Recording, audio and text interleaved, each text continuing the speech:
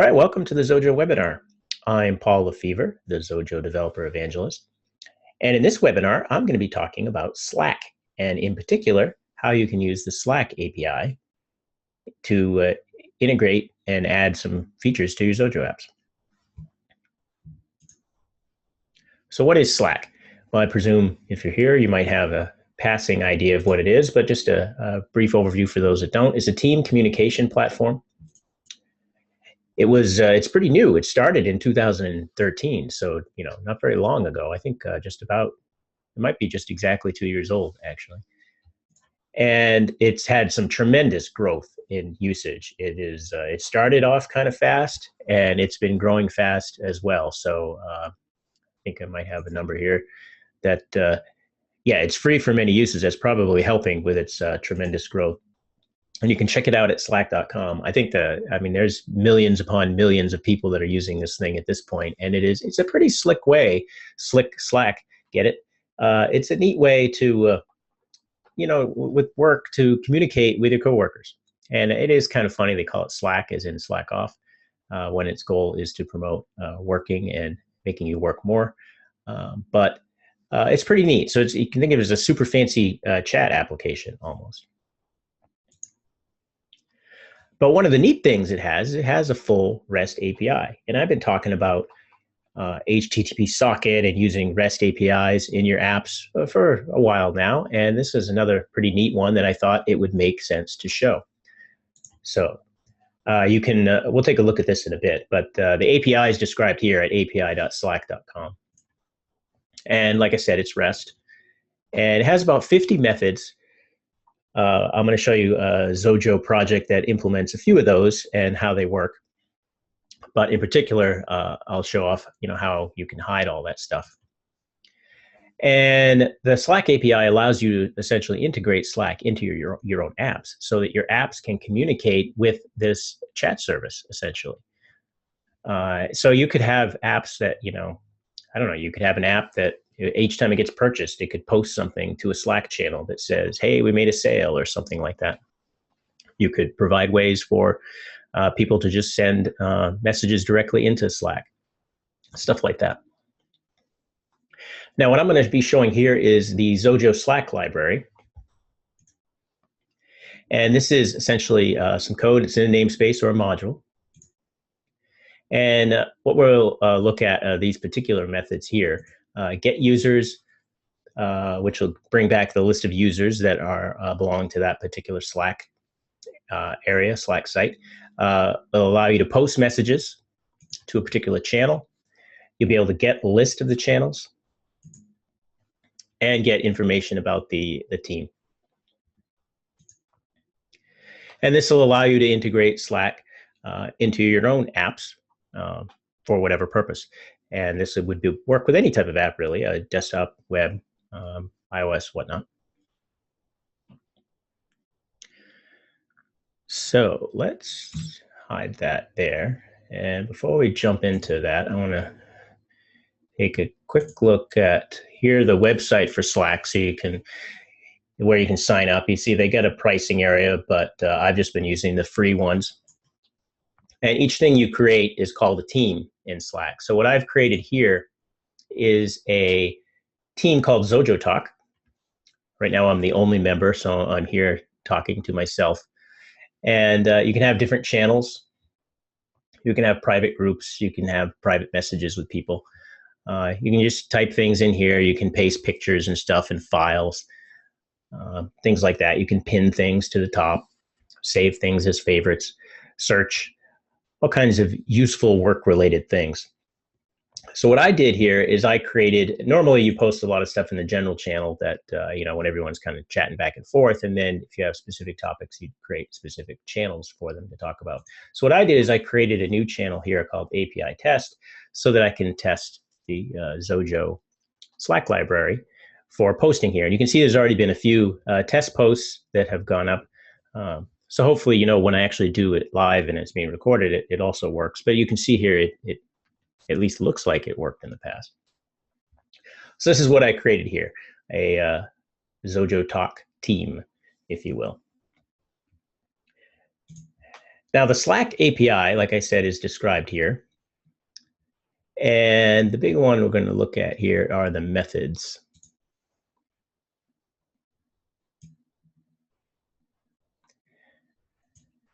All right, let me just, I got a question here from Edwin asking if Slack is centralized. It's a good question. I don't really know. I kind of get the impression it is, but I don't know specifically how they've implemented their own server-side stuff. All right, so you can see here, this is a list of all the methods that Slack supports. They have them grouped a little bit. In the Xojo library, I've implemented just a few of these, but I'm sure I'll add more as I get a chance to go through and play around with these a bit more. So you can see all the methods, and you can see anytime you click on a method, it will, let's see, I'm going to start with one of the simpler ones here. So I'll go down to the one here, users list. So when you click on a particular method, it shows you its actual REST URL that you can call. And it tells you the arguments you can pass in. And you're always going to need to pass in a token that essentially is what gives you permission to be calling the API. So for your user account, you can click in there and click create token, and you'll get this really long string of characters that you can set in the API so that your stuff will be authorized. And then once you do that, you can just use the library to call the various methods in normal code, just like you would for any other method, classes and methods, and use it. So let's take a look at how that might look. All right, so here I have a Xojo project. This is my little Slack API tester project. And let's see here. We'll start on the first tab. So test auth, this is calling the test auth method. So you can see looking at this code, it's using the Slack connector object, and it's just calling the auth test method on it. Now you can see right here on the window at the bottom, there is a Slack connector object that's been dragged onto the window and sitting down here on the shelf. And that's just part of the Slack library that's in here. So you just would expand that, drag it onto the window, and then you can use it. And this is based on HTTP socket, of course. So in order to do that authorization, you can just call a method that's on it, and you call this particular one. Calling this method calls out to the REST API, and then it returns back an event. So it's asynchronous, because this call is just going to run, and then if I had any other code after it would also immediately run. But then whenever we get the result back from the server, it's going to call one of the events on this connector. And in this particular case, it's going to call the auth response event, and then it's going to pass in some JSON information, and then you can just check the result to see if yes, it was authorized or no, it wasn't. And overall, the usage for all the various parts is kind of hidden off in the library, so you don't have to worry about it. So the same thing, if I wanted to get the team info, you again just call the team info method on the connector, and then you check the team info response event. And that passes back in a slack.team class that contains the information supplied by the service for that. And then here I'm just adding them to a list box. Similarly, the channels, same things, calling the channels list message, that comes back in a response, and that's returning back an array of channels, slack.channel, and then I just do a loop over them and add them to the list box.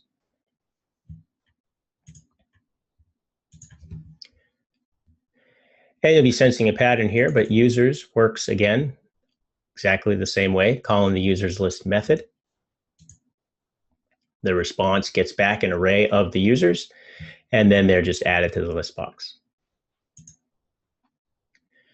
And the last one that we have here to look at is the ability to actually post a message to the Slack channel, probably one of the more useful things. And you can see here, this is calling the post message method, and it's telling it, this has a couple parameters. So the first one is the channel you want to post the message to, the actual message you want to post, and then true or false here indicates whether you want the message to show up as your actual name that your authorization goes with, or if you wanted to just say generic bot, it's a message bot. So let's run all this stuff and see what we're looking at. All right, so the test auth calls that stuff out, eventually returns back, and the authorization was successful. Calling here team returns back some team information, the name of the team, the actual domain. So this is access through xojotalk.slack.com. Apparently, I haven't put in something that's email related in some of the settings or whatnot, so I didn't get back anything there. Channels will pull back the channels. If you remember from our, well, that was the website before. They also have a desktop app that looks pretty much like the website. But you can see here we have 3 channels, the API test one that I created, and then general and random that are always there. Or I should say that are added by default. Apparently you can archive or remove any channels you don't want to use anymore. So you can see those came back here. Right now there's just one user, me, on this Slack team. So that comes back there.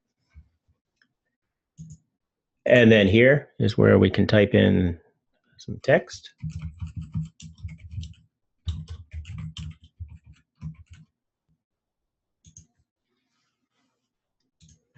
And you can see it immediately came through and was displayed in the Slack channel, which is pretty cool. So this sort of design, which we'll go into for a little bit, with the main thing I wanted to point out for people that have used Slack and have made apps, but perhaps aren't super familiar with web services or using HTTP socket or something like that. They can just grab libraries like this and use them. They don't have to understand all the nitty-gritty underneath, but you do have to have, obviously, someone to have created it for you. But once the library is created, and if it's designed properly, you don't have to really understand anything about what's happening behind the scenes. You're just calling methods, and that's all hidden off in the library. So I just wanted to point that out. This particular library is going to be included, obviously, in the next version of Xojo in the examples folder, and will also be posted on other places along with the video and stuff like that. If anyone needs a copy before that happens, you can always shoot me an email, of course. But now we're going to take a little bit of time and we'll look at some of the code that's in the library for those that are interested. So here is the module / namespace that contains the stuff for the Slack library. And you can see here there are a few classes. The main one being the connector, which is responsible for connecting to the REST API, sending messages out, getting them back. And you can see here that this is a subclass of xojo.net.http socket.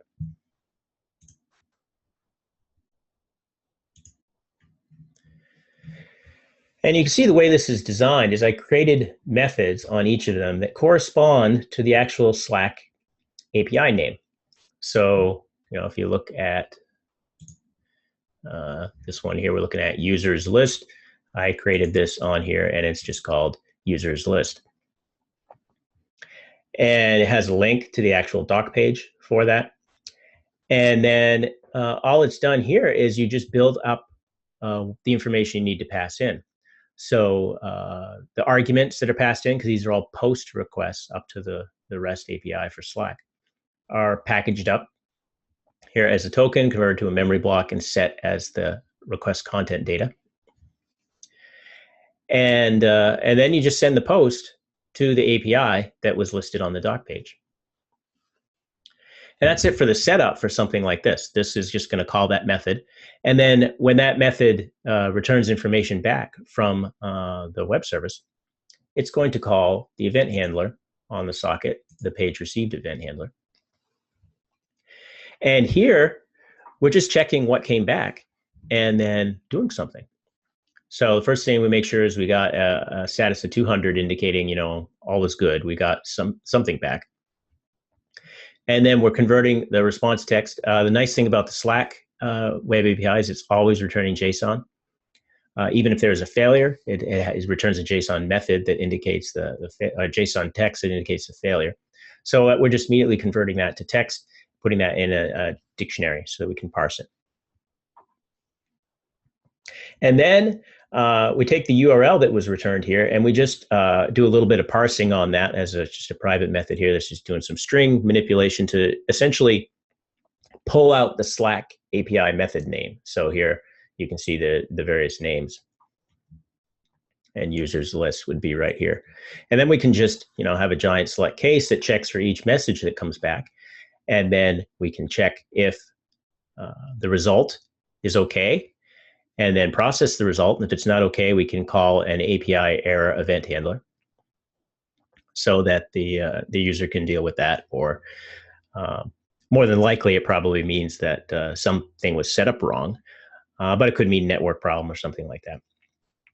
And then the little methods that are in here, like process users list here, just is passed in the dictionary of the JSON data that came back from the API. So if we go back here to look at users list, you can see they give you a sample response, so you can see what the JSON looks like. So you can see it's a JSON object. The first item here for OK is always either true or false. And then this particular one has an item called members, and then that's an array of objects for each member. So it's good to take a feel of this particular thing here so you can see what the results are that you're going to be getting back. So since we know that the list of users are in this object called members, we can immediately grab that, and then we can essentially just iterate through it. And then what I'm doing here is, rather than sending back generic JSON back to the event handlers for what ends up being the program to have to deal with, I've created new classes. So I created a new class called user that is in here in the Slack namespace. And then I'm pulling the stuff out of the JSON and adding it to a new user instance. And then I'm creating an array of those, and that's what I send along to the event handler.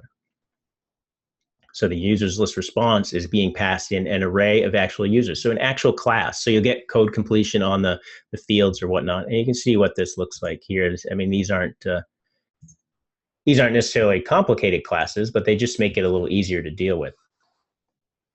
And these are just properties that are defined based on what is in the JSON, but allows you to more easily pull it out.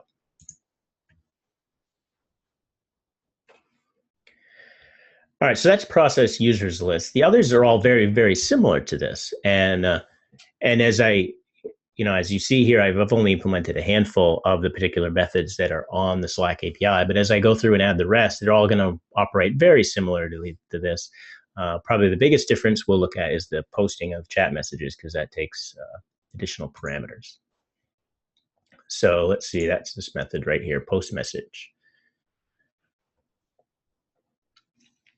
And you can see here, there's parameters that are listed here.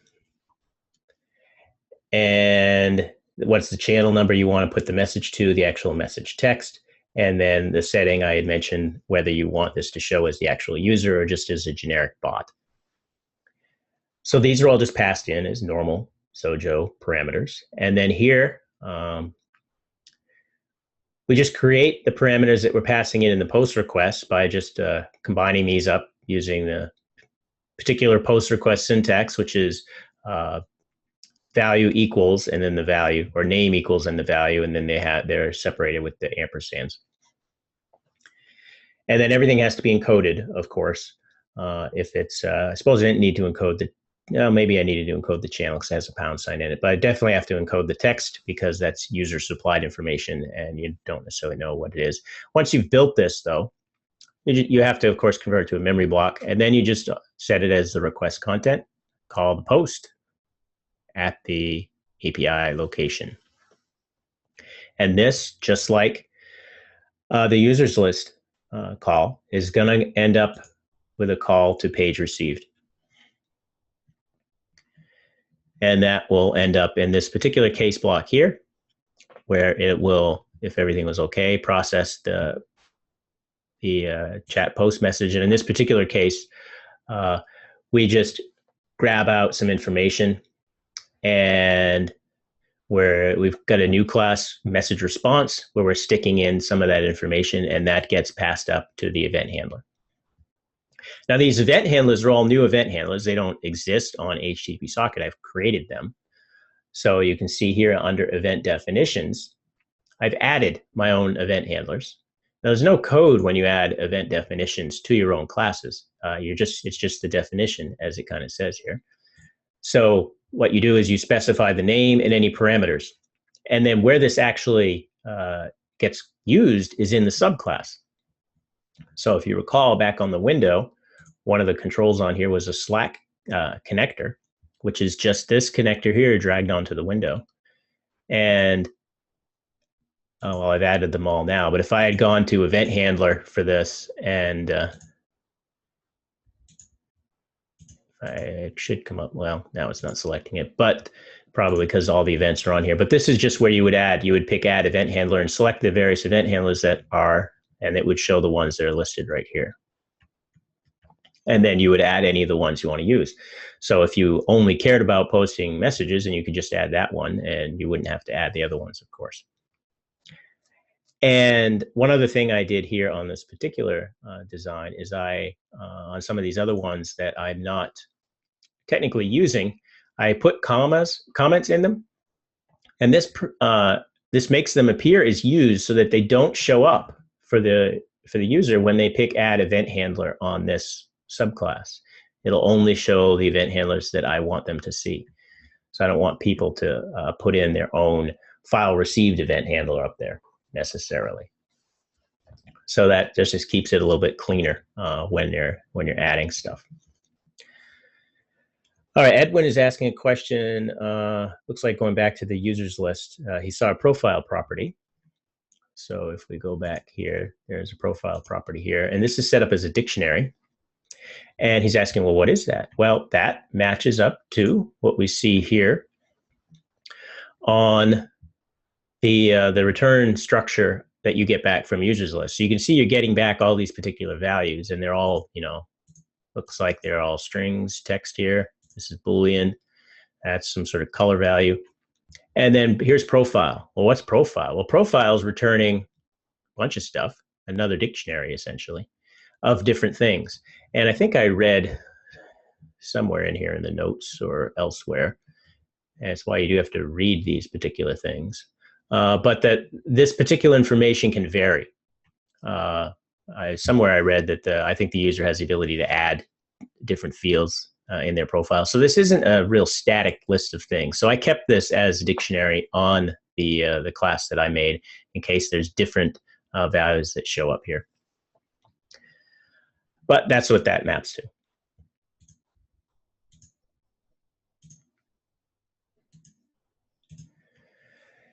And as you can see, that's pretty much how this thing works. It's probably made a little simpler by the fact that the Slack API is pretty well designed. It's nice and focused, easy to understand, works well with Xojo. And this particular design goes together well to make it pretty easy to use in your code, I think, because then, you build this sort of thing here, you've got this namespace out, and then, essentially you just hide it at this point. And you don't have to worry about it anymore unless there's, additional features you need to add to it. And then you can just use it in your code nice and simply like I showed you earlier. And this is the sort of thing that in some of our earlier webinars, we could probably go back and clean up a bit. So like if you remember the Airtable webinar we did last month, or that Tim did last month, you could build a structure similar to this, an Airtable namespace that has methods in it that calls specific parts of the Airtable API that you deem are important. And then your Xojo code is much more simplified because you don't have to have any of the HTTP socket glue code exposed in your main app. It's all isolated into the namespace.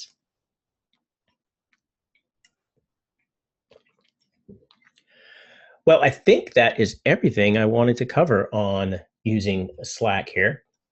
I can't ask people for a show of hands easily, I don't think, although I think I saw something about that maybe in the little attendees things, but I'm curious how many people are actually using Slack. So certainly if you use Slack or you have some interesting ideas for how you might integrate that in Xojo app, I'd love to hear ideas from people, always shoot me an email after. See if I have anything else here to add beyond my email address, so that should you want to shoot me an email, you know how to reach me. So of course, I'm at paul@xojo.com. I love hearing from people that use Xojo for fun things, or even if you have occasional questions. So you can always shoot me an email. Edwin here is asking if Slack is safe to use as a user management system for apps. And I don't know that I can really answer that. I know it's used as a communication system for teams, using its API as a way to manage data for your apps.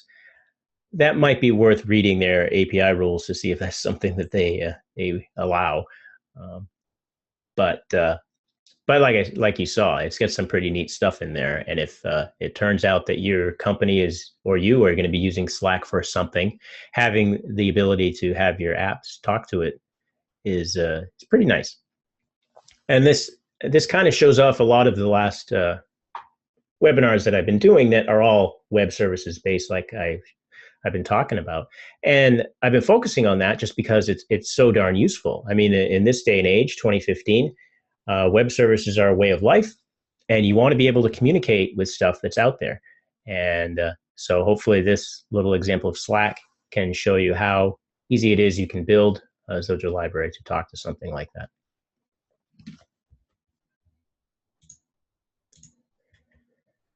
All right, well, I don't see any further questions, so I want to thank everyone for attending our webinar this time, and have a great day.